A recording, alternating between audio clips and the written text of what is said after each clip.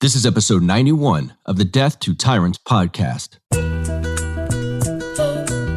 crushing weight of the tyrant's passage had left nothing unmarked. You get split in fucking half, but I call him the hologram graph. But I am the center inside the placenta of math. You clash with cyanide gas and die fast. Rhythmical equivalent of solids, liquids, and gas. We smash your sinus with the power of Lord Titus. But I am the virus inside of the iris of Cyrus. What's up, you guys? Welcome back once again to the Death to Tyrants podcast. As always, I am your host and humble narrator, Buck Johnson. Thank you guys for being here with me once again. So this is going to be, at least for me, these episodes and many of the podcasts I listen to, the episodes are like a refreshing break or vacation from the mundane flow of establishment politics that you hear or read about constantly.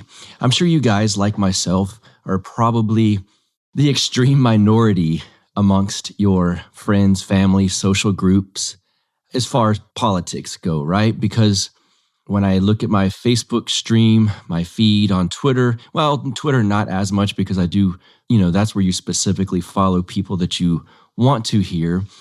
But among other places like Facebook, you guys have to see these posts from friends and you just shake your head and you think, maybe I should say something.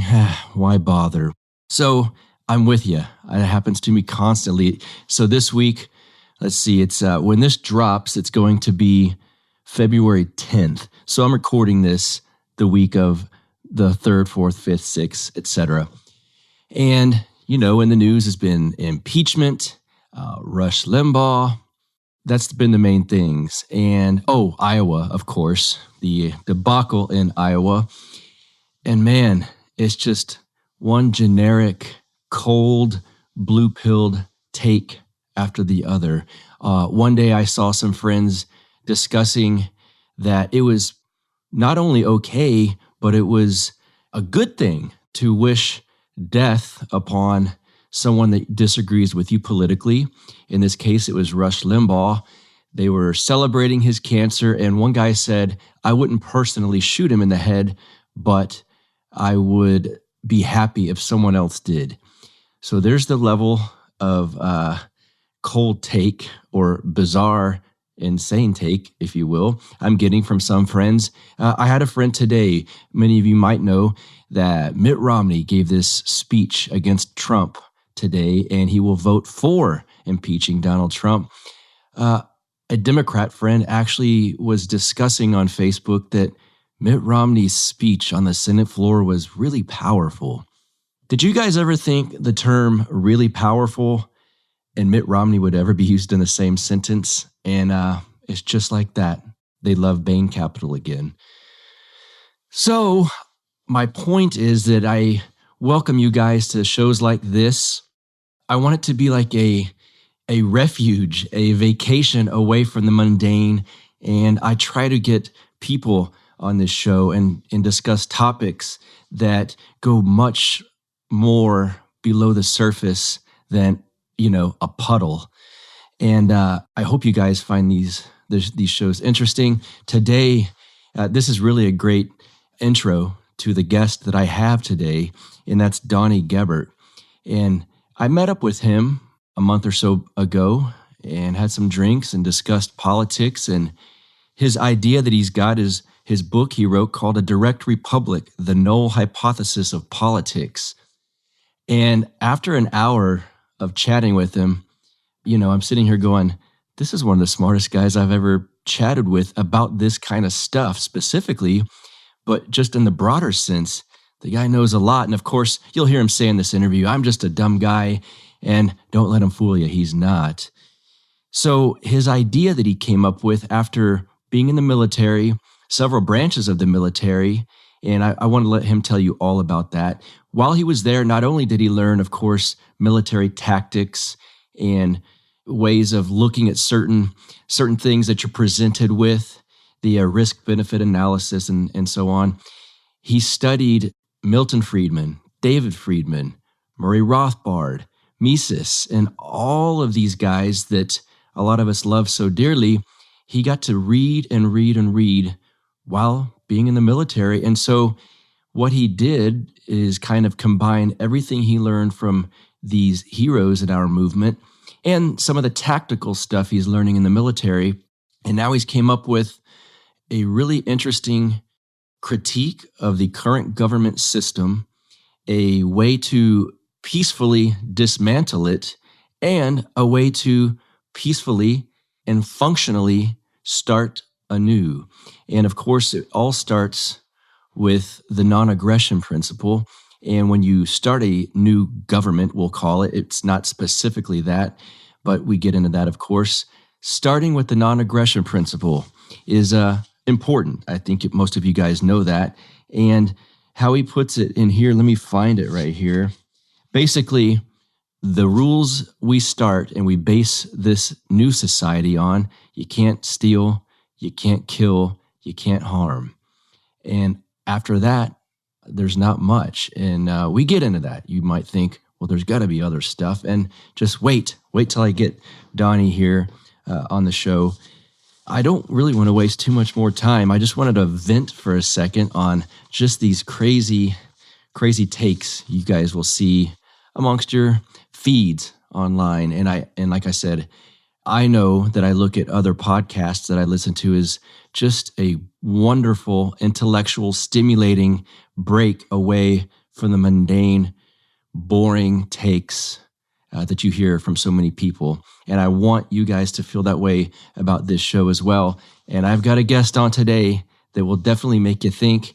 Let me tell you something real quick also. Most of my shows are PG rated.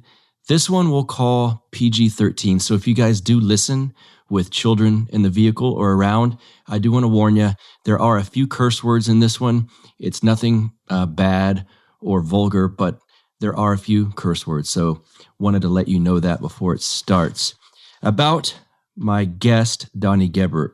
He's a former U.S. Army intelligence sergeant, ammunition supply specialist, infantryman, and U.S. Navy electronics technician. He was medically discharged after 17 years of active service and lives with his 3 children here in Texas. I will waste your time no longer, you guys. Let's get to him now. Donnie Gerbert, welcome to the show. I'm glad I finally got you on. Hello, Buck. How are you? I'm doing damn well. I'm glad to finally do this. You've been a guest that has been requested more than a few times. I've had people write me and say to get you on.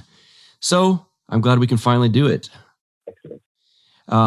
Well, I want to get to the topic at hand here, which is the direct republic.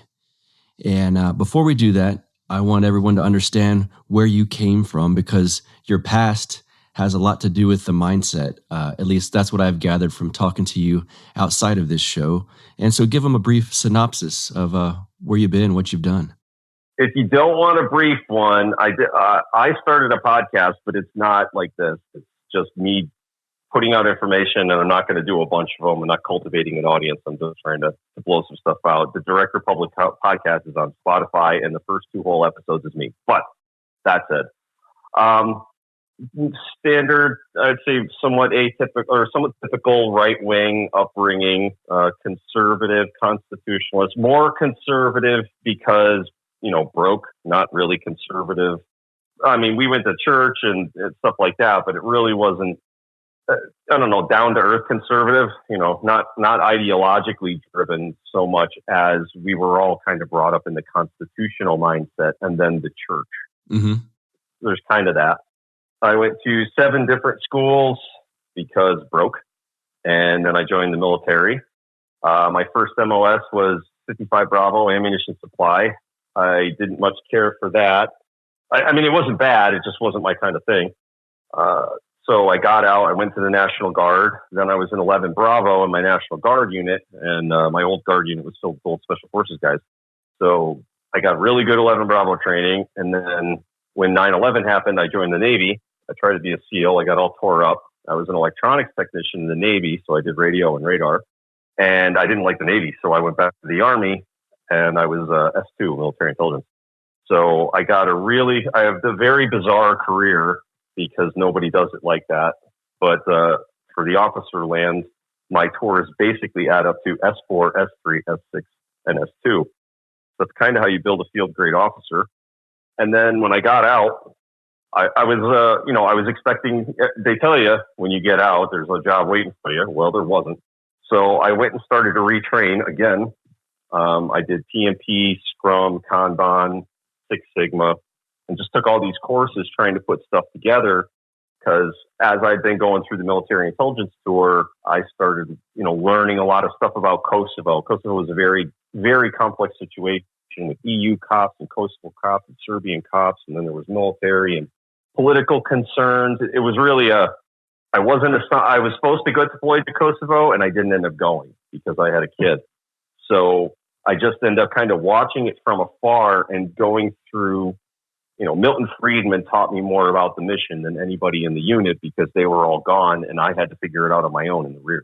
So I just started learning Milton Friedman and David Friedman and Bob Murphy. Mm-hmm. And I ended up going through, massive amounts of the nuances of all of this. And other than career, that's pretty much my career. So I ended up writing a book over it because just understanding all of those things in total and then trying to figure out, okay, how does one fix that problem? Because it's not, after my deployments and stuff like that, I figured out there's no way that the U.S. military is ever going to solve the problems that we're being deployed to.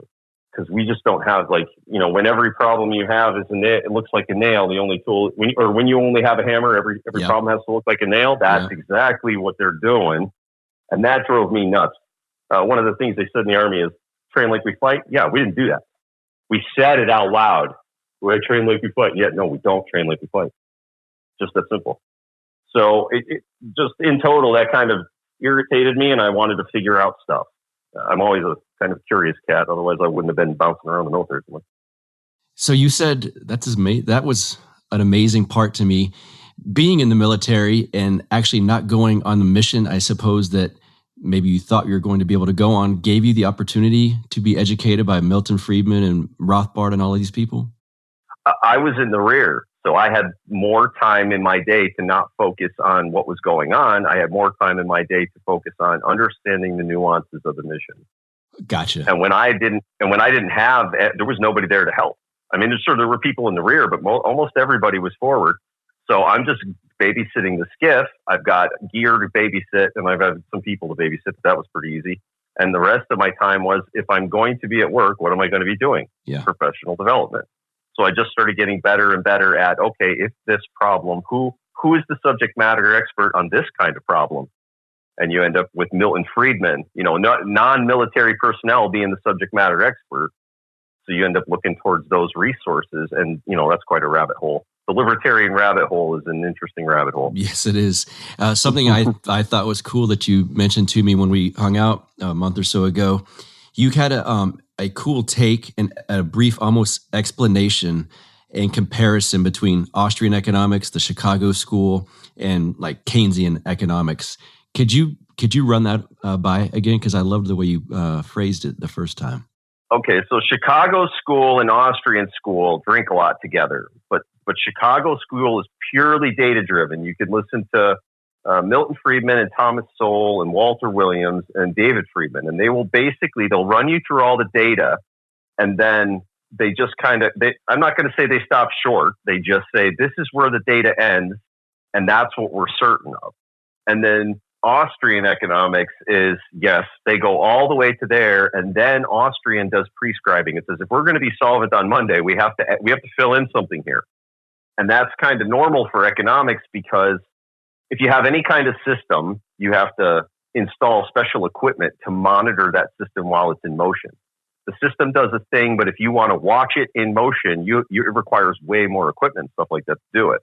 And most operations can't afford that extra equipment. So you have to extrapolate from your last known position. And that's what Austrian does. And then they prescribe. Well, as soon as you prescribe, somebody will declare not science, and then somebody will call you a heretic.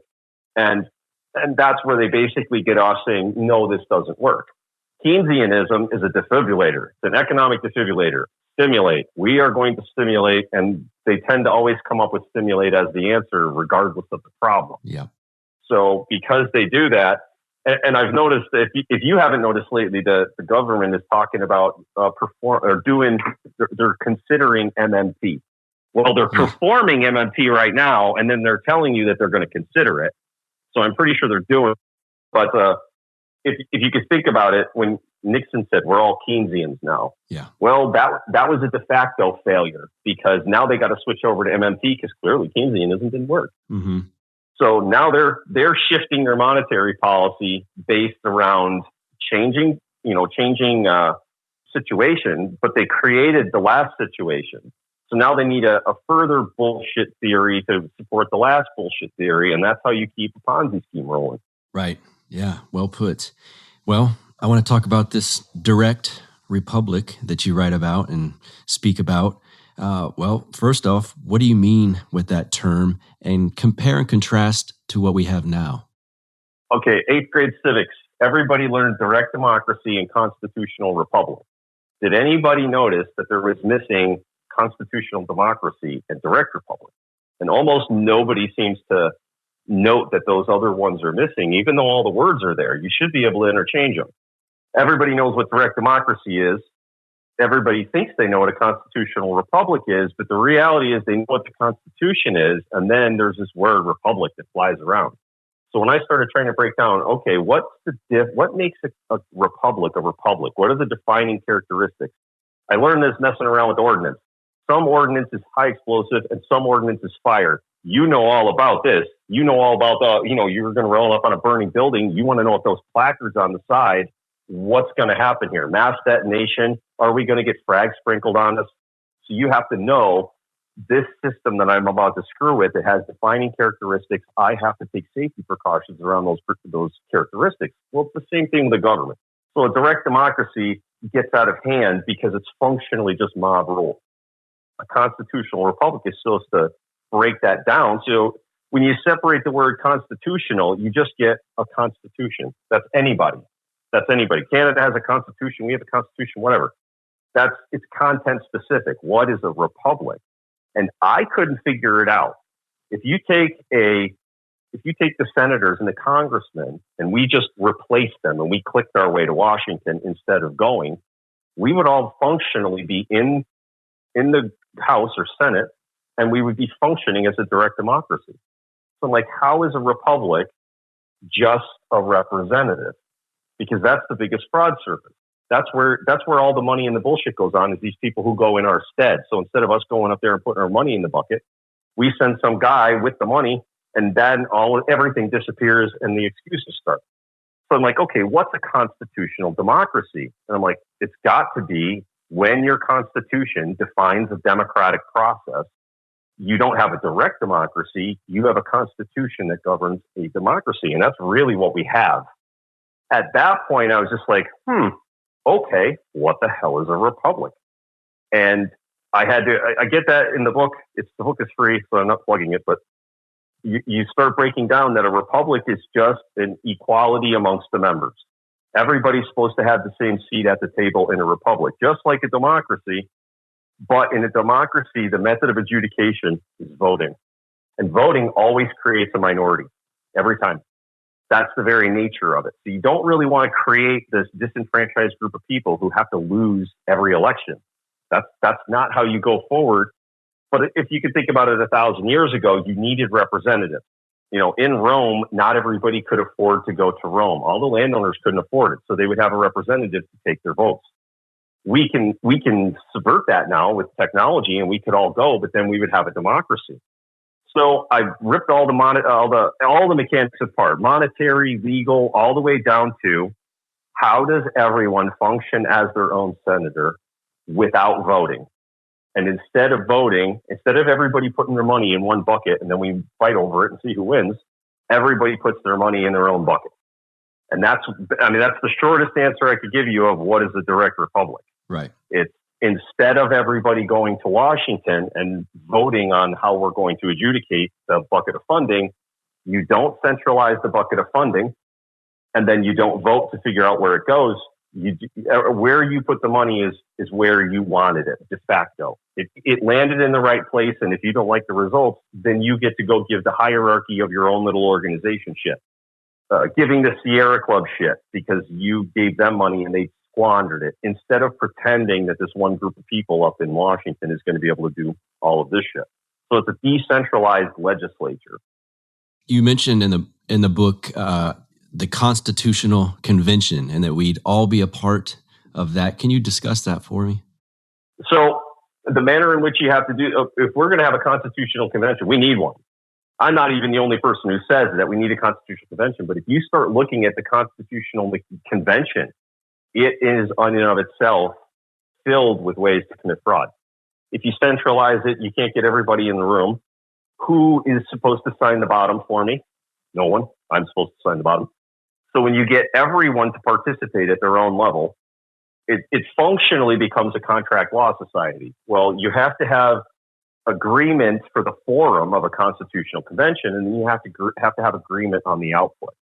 Well, so you don't want to bundle anything. Bundling is when you take bullshit and you put it in with good stuff, and then you sell it as one package. So when you break every single law down, is do you agree to not murder? Because if we're all going to have a forum for a constitutional convention, everybody basically has to agree to not murder, rape, or steal.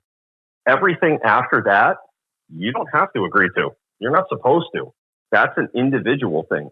So really all you need for a constitutional convention is everyone to agree that they don't rape, don't murder, don't steal. And there's a little bit more to it than that. The property rights are not necessarily simple, but you can get all of that stuff right down into a couple of page document, and that forms a contract law society. Everybody puts their John Hancock on the Constitution, and you have a constitutional convention and a decentralized legislature all at the same time, because all of the laws after that are a la carte. You sign up for any law you need. If you buy a house, you need land law. If you don't, you don't have any land laws over your head. A lot of people are functionally accustomed to the idea of a law that they want to have someone else to have. And that's just kind of, tyrannical lunacy. So instead of having laws cast on other people, you sign up for all of the laws that you think you need, because the law just really is supposed to function like insurance. So your enforcement structure is what you're going to pay to enforce your laws, and you're not going to have a bunch of laws. You're not going to vote for drug laws. You're not going to vote for half of the nonsense that Congress does. And because they're not going to centralize the funding and have control of it, they're not going to have any portion of that either. You put the money in the bucket. If you don't like your police, you take the money out, you go get different security, period. Fire them, get different ones.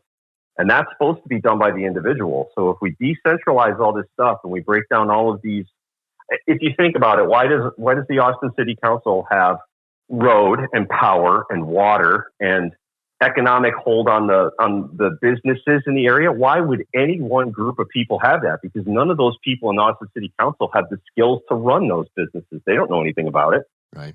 They have political power. They don't have subject matter expertise. Right. So you assemble this by subject matter experts, and then you choose which expert is going to run your system. Because there's no inherent geographical component to law, the state of Texas can have the shape of Texas, or it could look like the Verizon subscriber map. People in Pennsylvania should be able to sign up for Texas laws. Now, I'm saying right now we have the Texas legislature, and it's that's centralized. And if you wanted Texas law, you're in Texas law, Pennsylvania law. Both are garbage, and you pick which one you want. I'm saying we have an ability to abandon these systems through education and software and just flip the whole thing on its head. No more centralization at all, and no more politicians at all, and no more lawyers at all. Because you have a legal system that requires a lawyer. It's an intellectual component that says you got to have a guy who goes to school for several years just to not screw up a court proceeding. That's like a form of intellectual oppression. Then if you have to afford this guy, it's a form of economic oppression. So now you have to be able to afford to fight back, or what happens? You'll end up copping a plea. And the system wasn't even put together for plea deals. So a lot of this comes really apart when you put the mechanics in place properly. The system doesn't really get out of hand, and you have the proper agency to say, no, this is dumb, I'm not going to participate, instead of you were given a vote, citizen, better use it. Yeah, it seems like one of the reasons I asked you to go over your past is because the mindset you have on this seems like you're kind of bringing a tactical type mentality to the situation. You're basically saying, I'm here to do damage assessment. Here's the problem. Here's the solution. Is that basically what you're doing with this? I'm the dumbest human on earth. Okay. I went through every single violent scenario that you could possibly go through with a political system. I actually found out I just really like the idea of shooting politicians. It's how America was founded. So I had to dial it all the way back. I'm like, okay, I don't want a civil war, but America practices regime change. So how would I, if I was in charge and I wanted to send guys, I want to send special forces in to train a population, why am I going to use the Second Amendment? Why am I going to train a bunch of infantrymen to go and kill their politicians? Instead, I will go in, I will mass produce software and hand it out, and I will teach them how to reorganize in a decentralized manner. The government has an enforcement structure, and if you look at the war on drugs, they don't have the ability. When did the pot in Austin ever stop? And the answer is never. Okay? Right. So the Drug Enforcement Agency, it never stopped more than 10% of the drugs that were coming into this country, ever. So all of that was a big propaganda campaign where everybody was believing there was a war on drugs, but really it was a war on people and individual liberty, and it was being enforced through methods that didn't even work. Well, I wasn't going to do that. I want to see just in that same way, when the system is completely overwhelmed by the scope of the enterprise. That's Milton Friedman. You can't stop the economics behind pot, and neither can the DEA, and neither can Jesus Christ. Okay? Nobody can stop that many people moving that much material 24/7 from points unknown to points unknown. It doesn't work. And that's how a blockchain works. So by putting a legislature functionally on a blockchain, you let everybody do their stuff from their house. And now the enforcement structure has to spread out into every single house. And they would have to attempt to stop these special forces guys when all they're really doing is handing out software, or they're just passing the word. Here, you have to go and you have to train yourself in these things. Here's how you redo your civil governance structure. And when you can do that, the population themselves says, oh, this is just a better method, and it doesn't require violence. Then I just flipped it around and played the home game. Yeah. Now I can do that same thing here by passing the word. Here is how to rip apart a legislature from the bottom, or how to construct a legislature from the bottom up. And as long as the government doesn't invade all of the people who try this, which one, it's very difficult to do, especially when you have mass participation. But it's not just logistically difficult to overwhelm, it's a better system. So the people who are supposedly helping, cops like to believe that they're helping. Okay, well, if people want a second legislature, one that doesn't use Austin, then they should be allowed to do that. And they pull their deed out of the system, and they stop using the US dollar, and they use cryptocurrency. And then that's individual secession, but then they don't have organization. So that's where you have to put the software together and get everybody on the same sheet of music of this is how you perform this task decentralized. Nobody was ever taught to do it that way. So it's a little more different for people to try and understand how to create a legislature from a bottom up, because everybody was taught this is the document that somebody wrote, and here someone wrote it for you and gave it to you. That's top down. When you have a battle plan and everybody does it from their own location, it's bottom up. So you get volunteers, and you basically create an apolitical black hole that everybody who hates politics gets to jump into out of the political system. I think for a lot of people listening, of course, I know you've heard this. This is going to beg the question. All right, Donnie, we do this. How do we defend ourselves against the bullies and thugs in society, basically? Like, if there aren't government police, won't we just have criminals running the show? How's that for a softball? I would start off with saying that civil asset forfeiture collects more money than all of the thieves combined. That doesn't include taxes. That doesn't include fines and other horse shit that the state tells you is required. So the biggest problem you have is your governance structure. It's not the bullies. But to get to that, I always say his name wrong. Dale Brown at the Threat Management Center if you don't even have to take it from me. Threat Management Center up in Detroit. The guy's name is Dale Brown. He will show you how to flip a police force. So you fire your cops and they can come back the next day. However, they don't have immunity anymore. And now they have to pick up their own insurance, and they're going to behave. just like everybody else. They're not enforcing anything. They're not doing economic regulations. They're not handing out fines. They are only responding to, a panic call or something of that nature. That is their sole job. On top of that, and this is, again, it's a software thing, you can create something like Uber only with security. Mm-hmm. So there's also Pokemon Go. So you can get your whole HOA and you would have little coins out, just like Pokemon Go, and you would pay for security to be time on station, walking around that area for a couple hours every night. So you can Pokemon Go security and have a bunch of 14, 15, 16-year-olds. They don't have to perform security. They have to be in the area. They scare away all the nuisance predators who want to try and break in and do some bullshit. They can just go hang out. They can go play at 2:00 in the morning. They'll make a couple of dollars, and it puts people in the area. And then you can still have something like Uber, where you can buy your grandma a panic button, and she can push it, and then someone, maybe working for Uber, also working for Uber security, shows up and says, "Hey, how can I help?"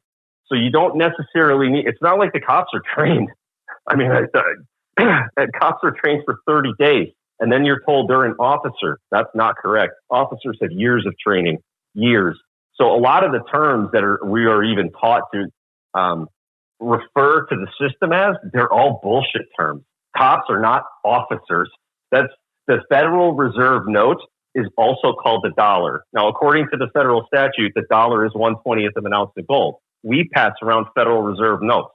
A cop is an officer like a Federal Reserve note is 1/20th an ounce of gold. Yeah. That's just the way that works, because they get trained for 30 to 90 days, and then they're told they're legally immune. And then what do? You get dumb fucking cops who will. I mean, man, the UPS truck in Florida. Right. Yeah. Right through so exactly what level of training does a cop have when his solution to a hostage situation is him and the guy next to me and the guy next to him firing rounds through a truck? Everyone on that scene was a fucking amateur, and they're immune for wiping that guy out. Like, they're immune from it. Right. So if this is the kind of behavior that the law is going to provide, then it's really time to just shit can the whole idea that somehow cops are helping. To scale that up, when you want to do defense, I could go into a really long tirade about how an offensive war going overseas a long time ago was probably somewhat necessary, maybe, but now, no, not really. If you allow anyone who's spending money overseas, like let's use Norman Schwarzkopf, BP, British Petroleum, is who owned basically a bunch of the oil wells in Kuwait. And when Saddam Hussein stole them, the British economy was going to take a kick in the dick. So Norman Schwarzkopf went over there and stole back the property. And he basically was stealing back the property of civilization. And, somebody wouldn't like that characteristic or that characterization. Let's just look at it as we had legitimate property rights to exert, but they were on the other side of the planet. And we had to deploy to go and do that. Okay. If you and I are in a legal system and you and I agree, if anybody wants to spend that kind of money overseas and they lose it, it's their fucking problem. Then you and I don't have to support this two-front war anymore. The two-front military, we don't have to do that anymore. So we get to look at a different model of military where there's enough armed people in America. We don't need a standing army. Right. We don't need one. Right. And so then you have a handful of issues after that. You got nuclear weapons, you got sea lanes, you got serious tyrants that would, for some reason, try to do harm to America. But I see a lot of the harm that comes to Americans as a second or third order effect from American foreign policy being shoved up their ass on the other side of the world. And we don't know about it. Right. And then all of a sudden, some dude kills 12 Americans and all the Americans get angry because they weren't told what the federal government was doing. Right. So the lack of transparency in the whole thing. The legal system is the dumbest fucking legal system I have ever seen. And the only reason that it's still here is because nobody knows how to fix it. And I didn't know how to fix it either. So then I had to sit down and figure out, okay, if I'm going to invade this country, I better figure out a legal system. That's where David Friedman comes in. David Friedman does market law. So his dad was really good with economics. David Friedman has like 4, I don't know the level of education. He studied philosophy, physics, law, and economics. That's just David Friedman. That guy's a big pile of holy shit smart. And he wrote The Machinery of Freedom. So if anybody wants to, in the back of my book, I have a bunch of references. But Bob Murphy does the economic case for decentralized defense, and Milton Friedman does decentralized law. Walter Block is the guy who makes it all come together. He's the true puzzle master, because every property right dispute you can ever have, he knows like 4 ways to do it. Mm-hmm. So you just start taking all these systems. You look at the system you have and you say, okay, these parts are garbage and I have to get rid of them. Well, I was sat down with the Constitution and I pulled out Article 1, Section 8, and the whole thing fell apart because nothing got paid for. Without taxation, the whole system comes apart. Yeah. And the more you get into it, taxation is just socialism. It's the reappropriation of wealth through legal immunity. And I could just basically boil it down. Every immunity that the system has is a second and third order effect that gets pushed off onto someone else. It's not a good way to do it. It's externalizing all of the negatives. In the same way that the military-industrial complex is not, well, let's get that. Let's make a nice, clean example. There's a Donahue episode where he had Milton Friedman on, and they were talking about the government bailing out Chrysler. Yep. And Milton Friedman says, it's not a profit system. It's a profit and loss system. If you shelter these bad businesses from their losses and you use government money to do it, then you're just corporate. It's a corporate state. Yeah. It's state corporatism. It's not. That's what everyone did. The Russian government kept going because they were able to externalize all of the negative effects. They'd either put them in a hole or put them in a gulag, or they would push all those negative effects outside of their borders. Well, the federal government is not going to be able to do this because the dollar is global. There's nowhere else to bully. There's no other group of people who don't have electricity yet that can absorb the bullshit. So now we're having to deal with the problem, actually dealing with it, instead of just saying somebody's going to lose and it's going to be you instead of me. It just sitting down and figuring out how do you get that system to flow without those negative second and third order effects. And it comes from removing all of the immunities. Cops don't have immunities. Judges don't have immunities. I don't have immunities.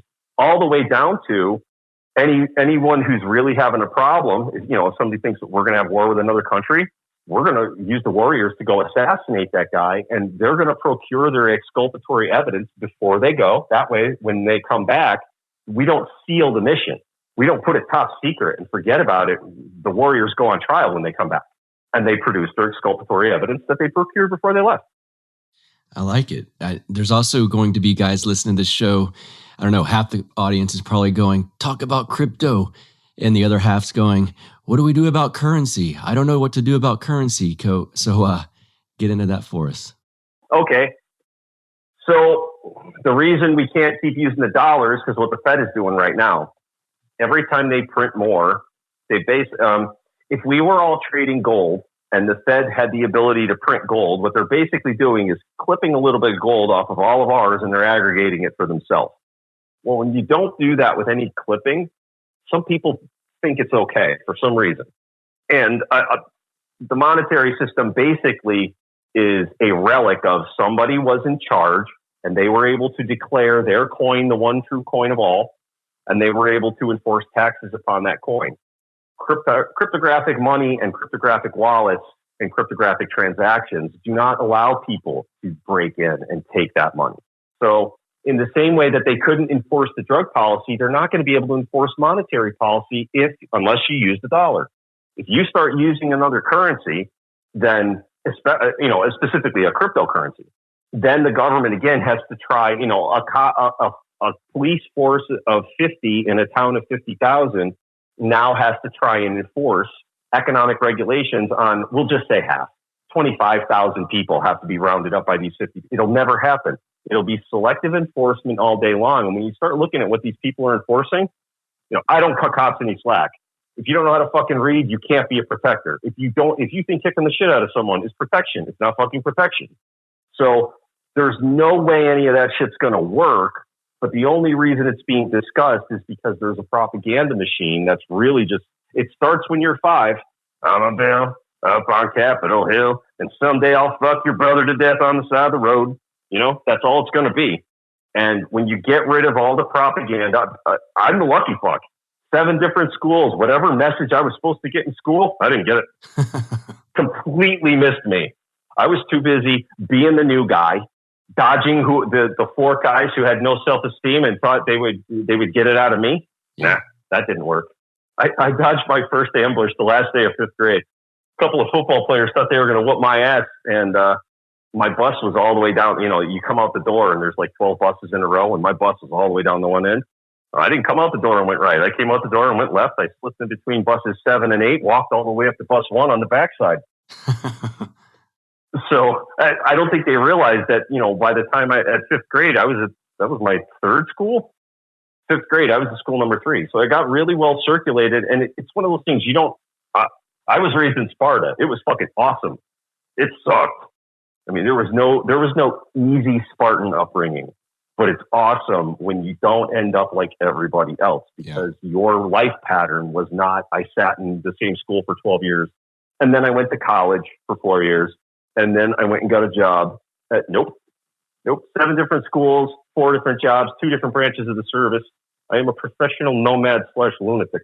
Yeah, you are a nomad. That's a good. What's the biggest takeaway or lesson you gleaned from the military? Was it basically what we're talking about, how to deconstruct a society or government and help build it up from the grassroots, or was it something else? Anybody can learn this from The Art of War. It is not about why. All of the politicians and all of the whining children will always tell you why something is important. Philosophy doesn't fucking matter. How you do something is the fundamental method by which you will do it. That's it. You will be judged by your method, and those methods all have corresponding philosophies. Some methods are brutal and inhumane, and some methods are hands-off, and they don't work. So you have to find this nice middle ground of this functions, but the philosophy behind it is also supportable. I understand that I can fill a mass grave. Yes, I can. I have enough ammunition here to do it myself. That's not the point.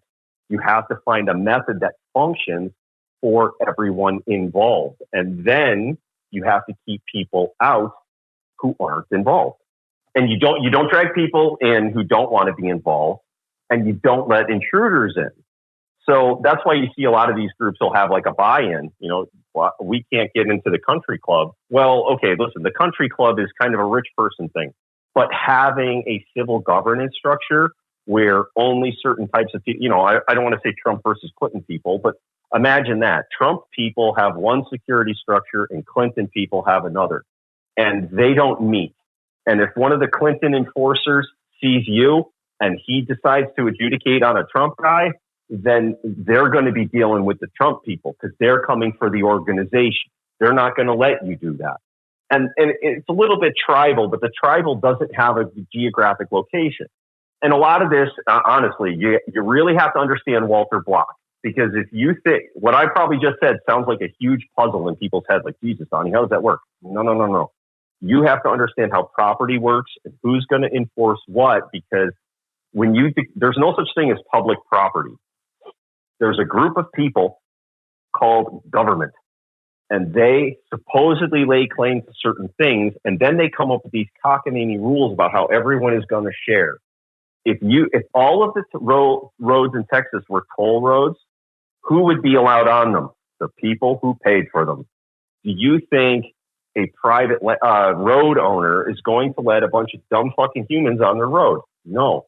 They're going to require a certification to get you your Easy Pass. You don't need a license. You need a certification. Yes, this human being knows how to operate a car. I didn't give him permission to drive the car. I gave him an Easy Pass, which means he may now drive on my road and he will pay for that. So in a world of toll roads, when you see a cop pulling somebody over, it's because that guy didn't pay for the use of the road, not because that the cop is laying a de facto claim. You are involved in commerce and I am allowed to regulate commerce and I am immune from my actions. And they tell you you're never going to win it on the side of the road. That's not correct. The only place you're going to win it is on the side of the road, because you are not involved in commerce. But if you let that cop soft bully you into his activity point schedule, and he points that to paper, and you give him a signature that says, I'll go with you. The last time I got pulled over, I told the state trooper, I said, I'm not signing that fucking paper, and if you want to get violent over it, let's go. And he crumpled the thing up and he threw it in my car. And I know that he has not served that ticket. He has not demonstrated that I have agreed to adjudicate in that court. I got a piece of mail. It's a pre-warrant warning. Guess what? Everything is a pre-warrant warning. Okay. It's all deceptive language that you're going to get caught up in it's basically a trap. You're going to get bullied into a contract with the magistrate's office. And as soon as you agree that they're the ones allowed to adjudicate, well, guess what? Now they're going to fuck you out of a couple $100 by their rules. And, it sounds petty, but I'm like, man, how the fuck did this happen? Like, where these ignorant goddamn public servants come up with this ignorant shit and then convince everybody that this is how it is?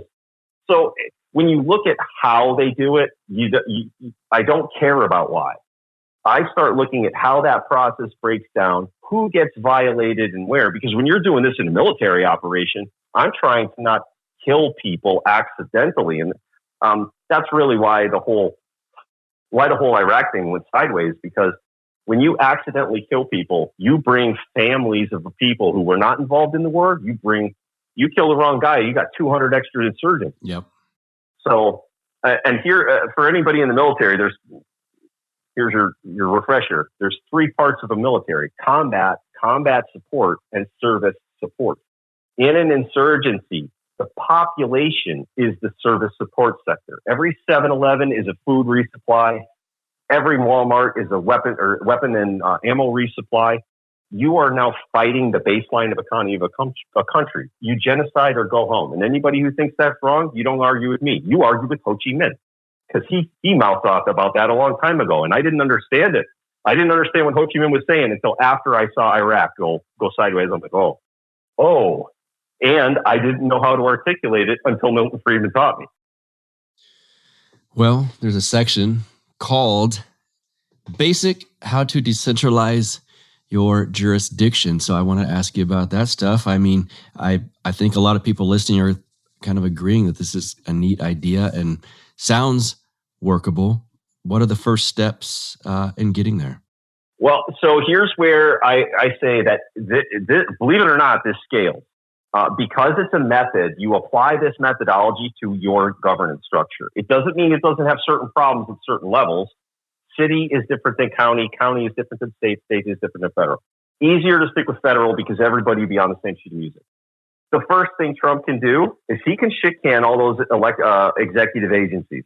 There's a bunch of agencies that were not established by statute. They were established by the executive. And Trump can kill them any day he wants. But it's not that simple. You have to kind of let those programs sunset. Those people need to be trained. Anybody who's less than 5 years, go back to the civilian world. Anybody between 5 and 15 years, you're going to be helping us close up shop. And a lot of those people, basically, they go through a rolling task of, these are the helpers to close the system. Everybody who's eligible for retirement, they're gone. Retire these people. Get them gone. And you can start sunsetting agencies. And the executive order ones are easy. When you get down after that, you've got stuff that's done by statute. And you really don't want to see things rapidly disassemble like the Soviet Union. But at a certain point, the federal government is unsustainable. So just understanding how are we going to get rid of that whole thing, sunsetting the federal government. Pick the EPA. Yeah.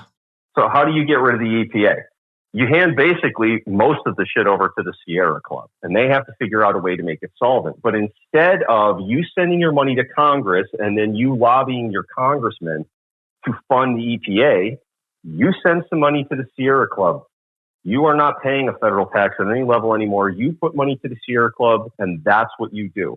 And they will just buy land, and they will just procure raw land, and they will figure out how to make a sustainable operation. Some trees get harvested to maintain the operation, but every year we buy, 300 hectares of land every year, and they just keep buying more and more land.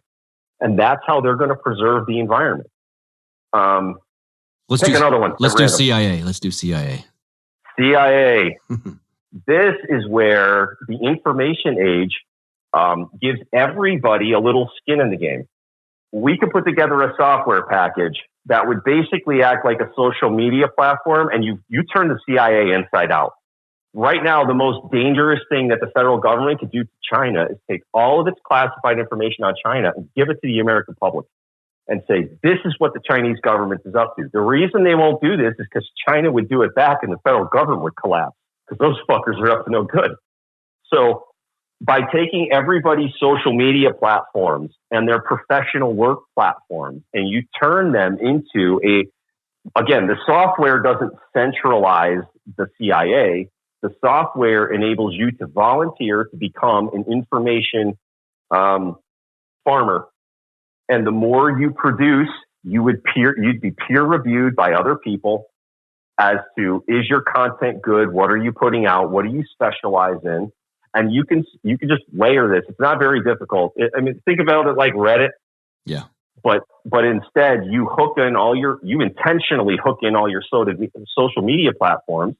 And then you intentionally create your own webs of information. And all the software is really going to do is show you what the web looks like. Where does the web need someone to jump in the hole? What am I good at? What people should I talk to about these certain things? So all the people who keep an eye on Russia for all of the Russian reasons, they get their own subreddit, and you get to see who they are, where they are, all their social media platforms, all their scores, because they volunteered to do this openly.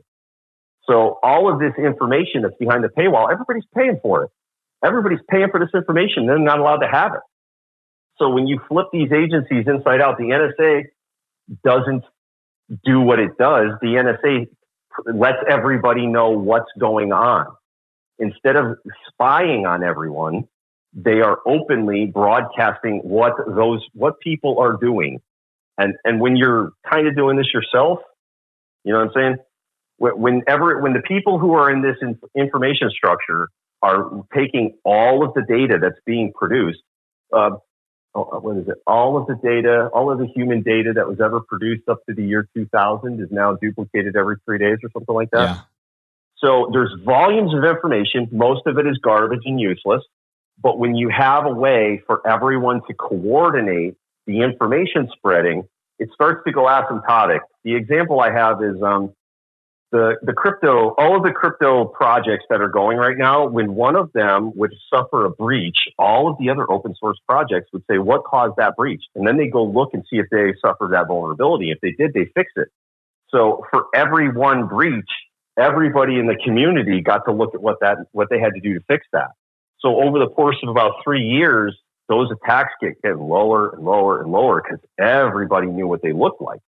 So when you do that in an intelligence organization, it's very difficult for anybody to hide a bunch of chicanery because everybody on the planet who knows how to do it can report on it from wherever they're at. You know, if you see something, say something, okay, fine, if it's relevant, and if you have a way to share the information. And that's really what we lack, is this ability to coordinate. The government solves coordination problems, and that organization is a net benefit. Well, we don't have the organization, and we don't need the government. You have to figure out how to organize the same kind of thing. For people who say, okay, some people would get killed to do that, you can use a blockchain Dropbox, cryptographically secured. It's on a timer. Nobody knows who released that information. And you put it out into the public, and everybody sees, hey, there's a lockbox. Everybody will get to see the lockbox in 14 days. Everybody, not one person, everybody. That gives this person an opportunity to run if they have to, or they can pass the private key to someone and say, okay, I'm going to give the private key to Buck, and Buck is going to do the initial investigation, and he could pass that private key around to people. But then after 14 days, everybody's going to find out. So this is a good way to report to cops.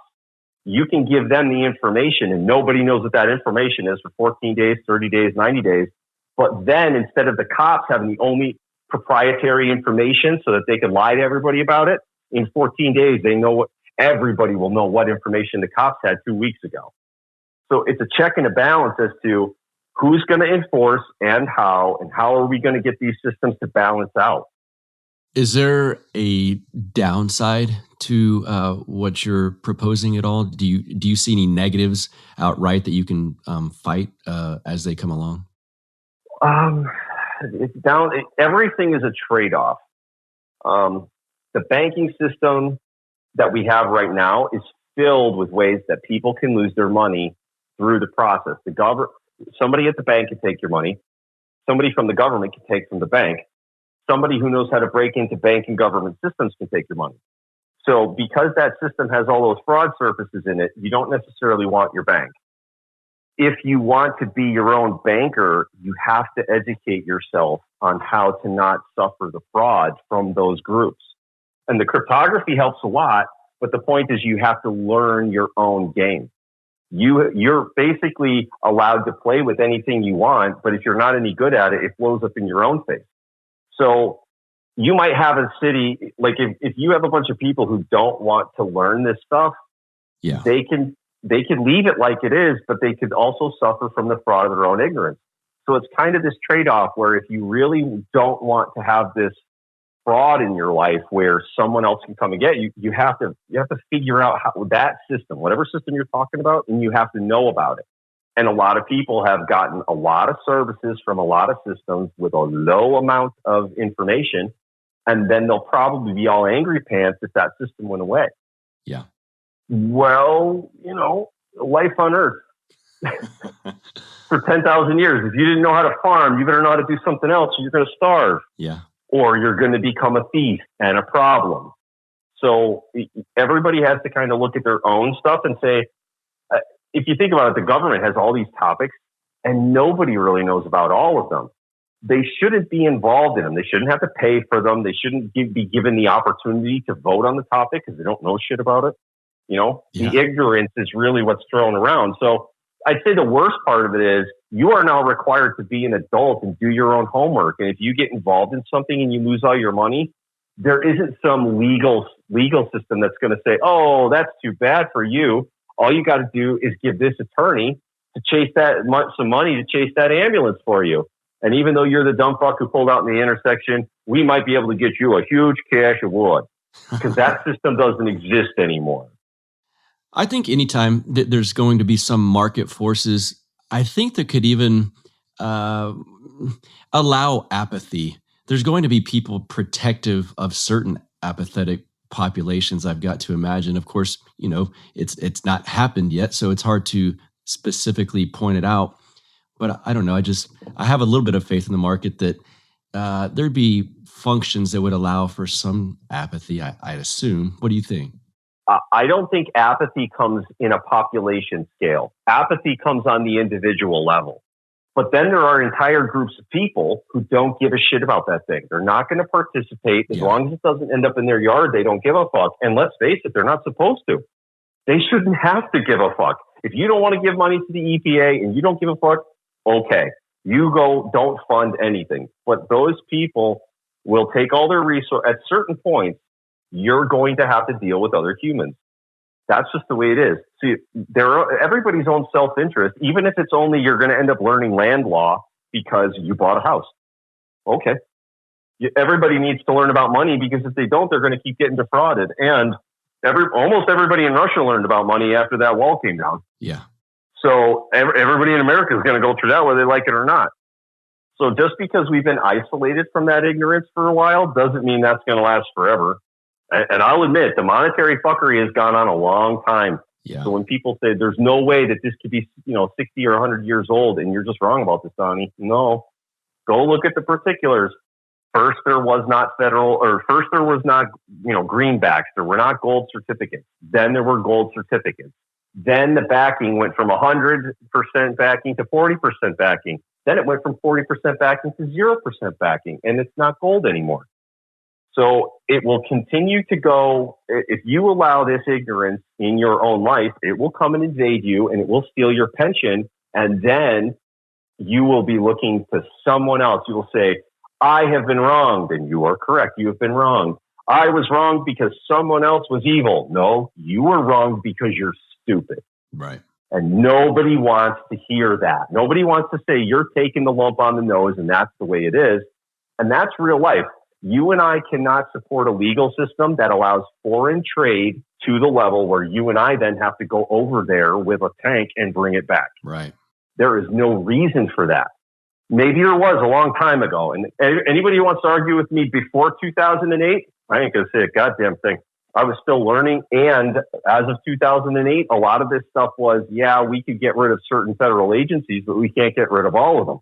Now, with a blockchain, a lot of these transactions, if you can think about this, everything that you and I understand to be a mathematically based or records-based transaction, all of those things are going to change. And all of those lawyers are going to, like, I'll just say right now, the lawyers are dead.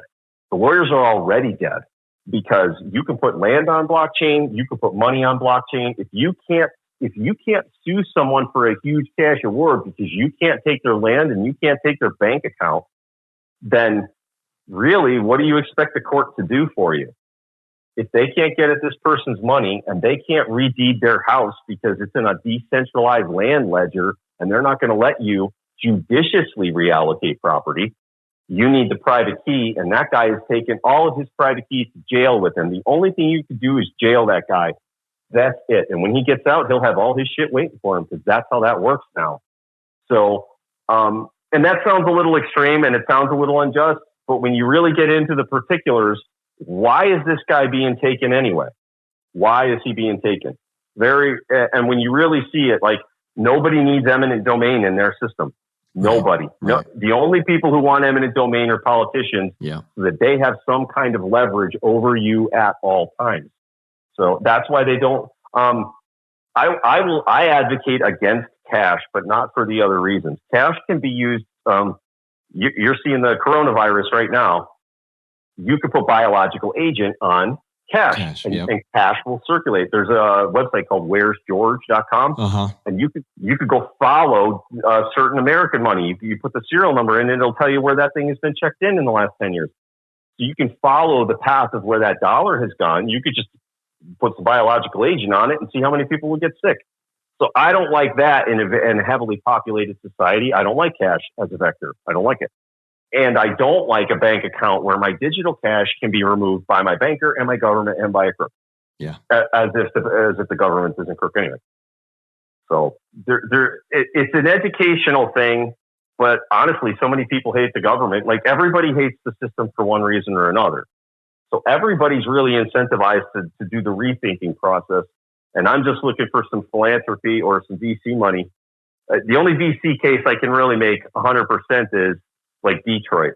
If you have a bunch of land in Detroit, turning Detroit into a city state is a really good move, because if you can get a direct republic set up in a city, it would act like an economic freedom zone. Yeah. That's a term they like to throw around. So you're establishing an economic freedom zone, and the new governance structure there is a direct republic, and your land deed is yours. And then there might be some micro deeding for infrastructure and stuff like that. But really, when you're redoing a big city like that, there's a lot of money involved in those.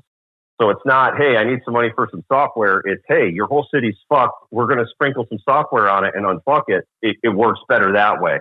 And I was talking to Brock Pierce. I haven't had a chance. Like, I'm not following up with him yet. I just talked to him in January.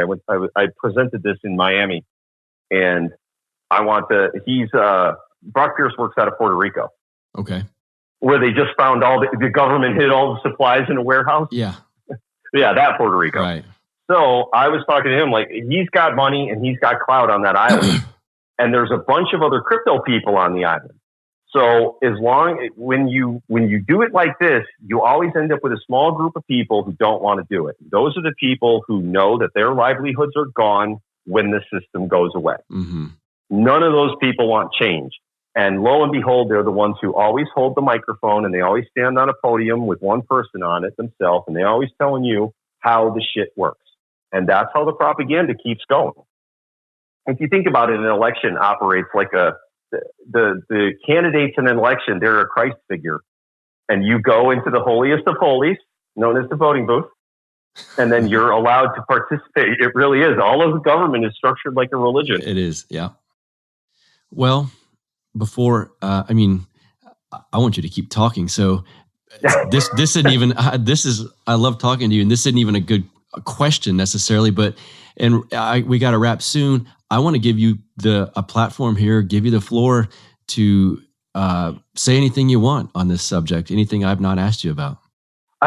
No, you got to help me. Like, listen, this is something that I have spent so many hours on this. It's just one big autonomous blob. You tell me where you're at, and I come to you, because otherwise, this is all my AO. That's true. I could probably just go, all right, Donnie, talk, and we'd go into multiple episodes. All right, then. Actually, there's something else I wanted to ask you. You sent me a rough draft of a new project you're working on. Can you talk about that real quick? Oh, The Art of War 2020. Sun Tzu. I don't want to say outdated. All of the principles of the art of war are fine. But for all you military people, we have been on the wrong battlefield since Kissinger. Kissinger said military men are dumb animals. He is correct. Because a warrior's job is not to be in the bush stabbing someone or shooting someone. A warrior's job is to be on the forefront of the problem. And as soon as the Federal Reserve was established, the warriors should have been financiers. They should have been on the financial front. And as soon as the government figured out how to take over all of the things with the Federal Reserve, then the battle moved into the legislature. So by the time we were all born, we're all going to the Department of Defense to learn how to defend something in a manner in which will get us all killed for no reason because it won't fix the problem. And I'm starting to think it's on purpose. I think the military has been taking all of the people who are most interested and most willing to solve the problem. They've been gathering them up and pointing them into the place that will get them killed so that they won't come home and find the politicians that are actually causing these problems. We were told when we were children that it's best that we all have the politicians in charge of the military to prevent a violent warlord. No. A violent warlord comes around when you have thousands of dumb fucking warriors that will follow a violent warlord. That is a whole other problem. Well, guess what? That's what we got right now. We're dumb as fuck, and we're wandering around going to places, not helping, pretending that we're protecting ourselves against this or that. No, we're not. No, we're not. There is no ISIS here. In its heyday, ISIS was 30,000 dudes with a couple of technicals on the other side of an ocean. Yeah. That's it. So we are not suffering any of these things. And I'll go back to the coronavirus. All of what you're seeing in coronavirus is fucking hype. I understand that 5,000 people sounds like a lot. Hell, unless that is woefully underreported, it's nothing. Yeah. I do agree that it was weaponized because almost everything is 72 hours, and anything that takes more than a week, there's not a lot of stuff that takes more than a week.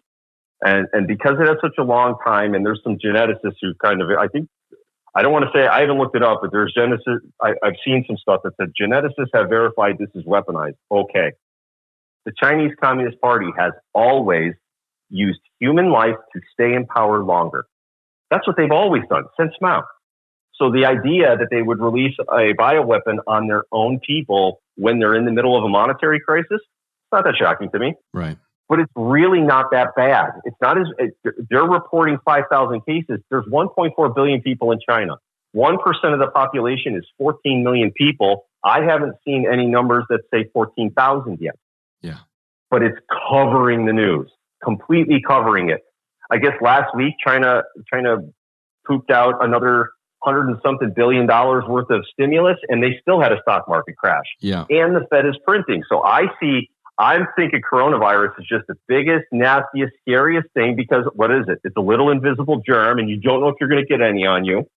And it's the right thing to terrify a bunch of ignorant Americans because, oh my God, it's corona. So all we're getting is this massive wave of ignorant FUD. And this is the kind of stuff we have to stop because we are all functionally stuck in a propaganda machine, and the propaganda machine is pointing everybody in the wrong fucking direction. So the whole purpose of that book is to teach everybody how. How does one prosecute a campaign? How does someone look at something and understand, I have to break this down into all its component parts? And the one book is Direct Republic, and that's component parts of a specific legislature. The other is, this is how you break a task down into all of its component parts. It's about 85 pages. All right. Well, where can everyone listening find you, your stuff, your podcast, which I've been listening to, and it's good stuff. I will link to it, of course. Where can they find all your stuff? The Null Hypothesis of Politics.com. Everything is there. And then, links and everything are there. And all of the podcasts I've ever been on are all there. And all the stuff that I have is there. Excellent. Well, of course, I will be linking to it all. Donnie Gerbert, thanks so much, man, for being here on Death to Tyrants. Thank you for having me, sir. I told you guys you would find him intellectually stimulating and interesting, and I hope that you did. I loved chatting with you, Donnie. Thanks again. So if you guys are listening and you're thinking about joining the Libertarian Party, I've got a pitch for you. I was out of it for several years after being a long time member. We are changing things in the LP, the Libertarian Party. We're making it libertarian again. Scott Horton, Dave Smith, Pete Quinones, Tom Woods, myself, the Mises Caucus guys, so many others. So if you want to join and be a part of this new movement, go to my link to join, and it is at www.lp.org/Death to Tyrants. Easy enough to remember for you guys.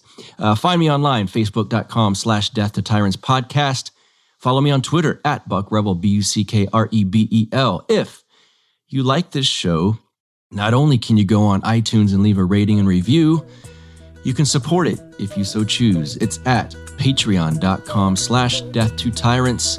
As always, I appreciate you guys listening, and I will see you next week. Take it easy. You get split in fucking half, but I call him the hologram graph. But I am the center inside the placenta of math. You clash with cyanide gas and die fast. Rhythmical equivalent of solids, liquid and gas. We smash your sinus with the power of Lord Titus. But I am the virus inside of the iris of Cyrus. Like the sound of the Death to Tyrants podcast? Our audio production is provided by Podsworth Media. Check them out at podsworth.com.